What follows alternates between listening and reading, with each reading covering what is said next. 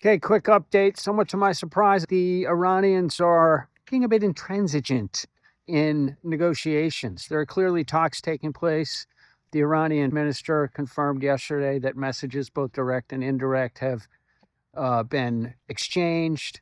Sounds like Vance is involved, as per today's reporting, telling the Iranians that the president is losing patience and that any ceasefire must involve an opening of the Strait of Hormuz.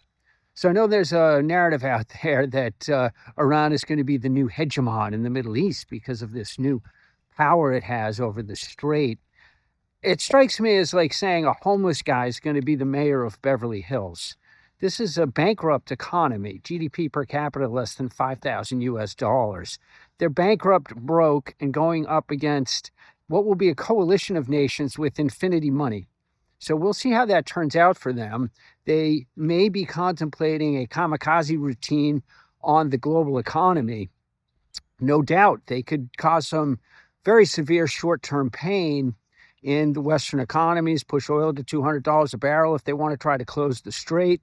That would have to result in allies, whoever that group ends up being, shutting off Iranian exports of oil. I think that would be part of any set of economic sanctions, which are already being discussed by the Europeans. There's also a UN resolution making its way from the UAE. Unclear how strong that would be because it faces the threat of veto from China or Russia. But it looks like there'll be something declaring the UN behind opposition to this Iranian plan to control the Strait. So I was very surprised on Thursday and Friday that the market sold off as hard as it did, because it seemed clear to me that we were in the process of removing the big tail risk, which was ground war. And I think that has happened. And that's what drove the markets higher the last couple sessions. I'm lightening up now because this deal scenario seems to be falling in probability, and the Iranians making a really stupid mistake, doing a kamikaze mission on the global economy, is rising in probability. It won't end well for them. Maybe they get away with charging tolls for a couple of years. I don't know. That's a possibility. But at some point, the world will wean itself off of this intense dependence on the Strait.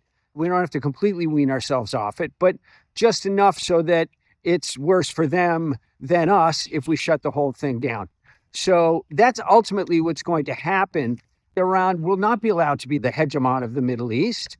They'll be put on the list of rogue regimes that have to be dealt with internationally. And this is clearly, whether by design or he just stumbled into it, part of President Trump's thinking, getting the security partners of the United States to put on their big boy pants has been a strong focus of this administration since day one.